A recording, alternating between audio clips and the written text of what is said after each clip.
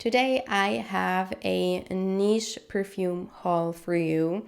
I received 4 new to my collection perfumes and I want to share them with you. And there is at least one that I am obsessed with right now. Should we start out with my favorite? Let's start out with my favorite, which is, and it's a difficult name to pronounce because I'm not too sure if this is correct. It's from the Shooting Stars collection. This is from Xerjoff and it is called Cruz del Sur 2, if it's Spanish. This is easily, I would say, the best mango scent I have smelled in a while. I am as well as searching for pistachio perfumes and beautiful, easy vanilla perfumes. I'm also searching for mango perfumes that I enjoy on myself. And a lot of times they are just too synthetic, too scratchy, too, I don't know, earthy. A lot of times they are paired with something that pulls very earthy on my skin. Anyway, this one is not. This is the creamiest mango scent you can think of. I think there is one from Kilian, which is called Moonlight in Heaven.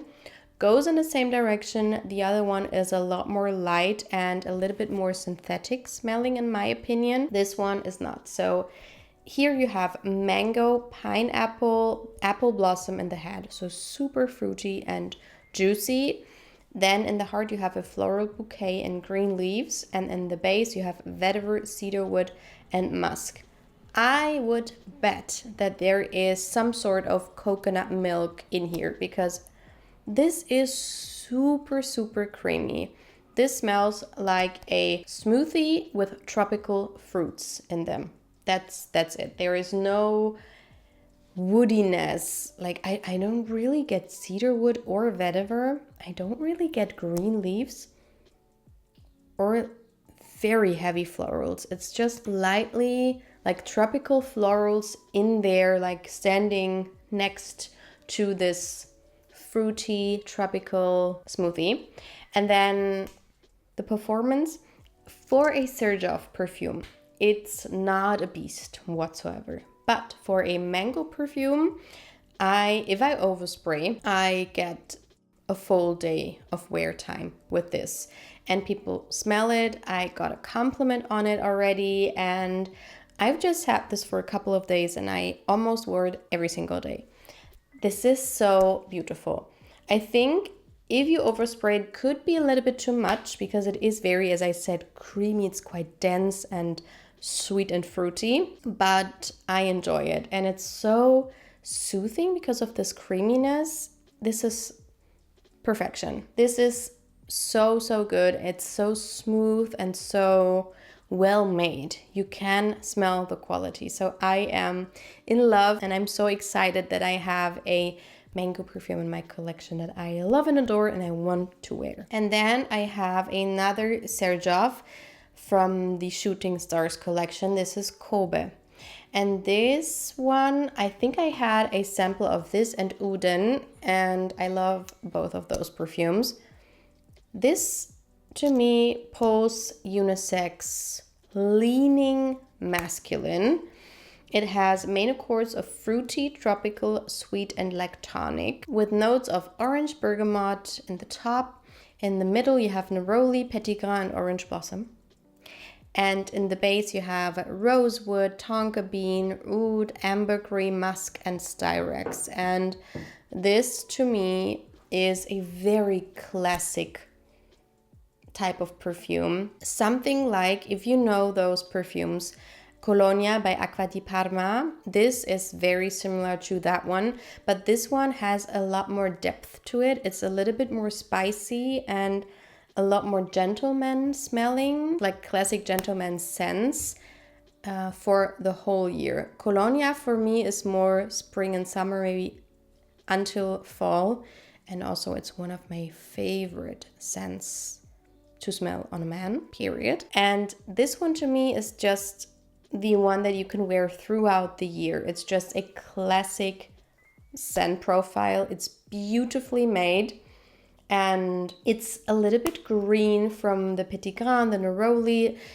Super citrusy, of course, super citrusy, super juicy because of the orange and the bergamot, but then you do get the base notes. It has something resinous in there, and it gets more prominent as it dries down, which is why I feel like you can get away with wearing this all year.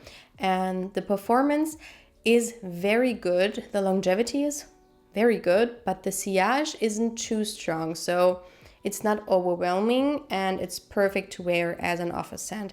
I'm not too sure if I would wear it myself, but my husband has been wearing it and he loves it. Let's continue with one that is very new to my collection, and I still have it in the packaging. This is Isola Sol by Roja Parfum, and this packaging is it's just so beautiful. Same goes, of course, with the bottle. I mean, their bottles are just works of art. They are so beautiful.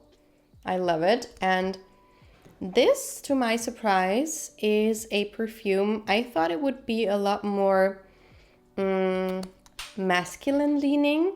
I'm not too sure why, but it's actually very unisex to me. Maybe even slightly more feminine, and there are so many notes on all of their perfumes, but this one has a very easy to understand DNA. So the main accords are woody, musky, and citrus, which I don't really agree with, but the notes are apricot, lemon, bergamot, peach, mandarin orange, and petit grain in the top. In the middle you have coconut, jasmine, ylang ylang, neroli, and in the base you have musk, salt, cedarwood, sandalwood, ambroxan, pink pepper, and amyris. And I just watched a video about Marilyn Monroe's perfumes that she wore, and all of the perfume notes from perfumes back in the day, and a lot of times they were structured quite alike, and Roja Dove reminds me when it comes to the structures of his perfumes, especially catered towards the women. I get this vintagey structure in my head, and this is also something in the same realm. Like you have the peach, you have the fruits, then you have white florals and yellow florals, and something quite deep in there with the pink pepper and the amyris, and then also some crazy notes like the salt and the ambroxan, which makes it very modern, of course.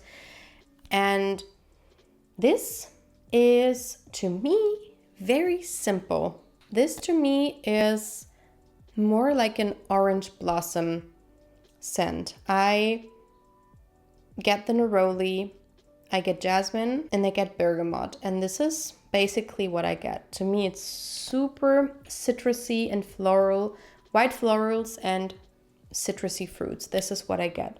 Super clean and fresh, very elegant.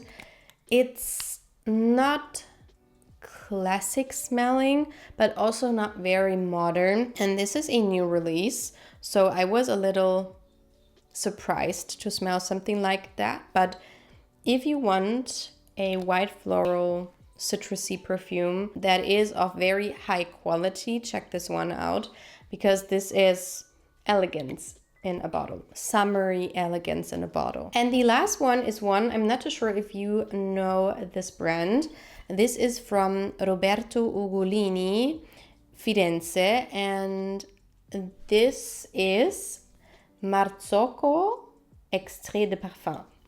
I don't know the original. I just know this perfume, and let me smell it again because I haven't smelled it for a couple of days. This was a surprise to me because this one is quite complex to me. So this has main accords of creamy, citrus, and sweet, with notes of lime, lemon, and mandarin orange. In the heart you have orange blossom and jasmine, and in the base you have musk, vanilla, cedarwood, patchouli, and precious woods. This I thought would be very masculine, not too sure, but I feel like this perfume house leans a little bit more masculine, also because of the bottle. I'm not too sure. I just thought this would be like a more like the Kobe one, like a classic men's perfume. It's not. It develops. It's not the same once you spray it and then in the dry down. They're very different from each other, actually, the two smells. But this to me goes in the same direction of Virgin Island Water by Creed, which is one of my favorite perfumes. They have the same backbone of something like woody in there, but then this creamy, florally lime juice that is super juicy and fruity and fresh and makes you feel like you're on vacation. But then it goes a little bit in a different direction, and it reminds me a lot of the Chanel one. It's called Allure Homme Edition Blanche, which is a beautiful perfume. A lot of women actually wear this perfume and say that it smells like lemony sorbet with some vanilla in there. And I feel like that's correct, but also the Chanel one is pulling a little bit more masculine at the same time with some woodiness in there. And this one has it too. The top, like the very first beginning of this perfume, I'm like, okay, I'm gonna wear this all day, every day in spring and summertime. But as it dries down, it gets a little bit more tame and woody and more unisex, leaning masculine. Still, I'm very excited to try it out once it gets very hot, because I feel like this is a perfect summer scent. I would love to smell this on my husband, and also because this is an Extrait de Parfum, I'm not too sure what the original is like, but the performance, from what I can tell, because I sprayed it on a test strip and let it sit on my desk, I sprayed it in the morning and I could still smell it in the room in the evening. It was quite strong, but not too intense. Doesn't give you a headache or anything, but it's beautiful. It's actually very beautiful, and it's my first one from this perfume line. So these were all of the perfumes I wanted to share with you today. Let me know if you've tried any of them and what you think of them, and I hope to see you in my next video. Bye!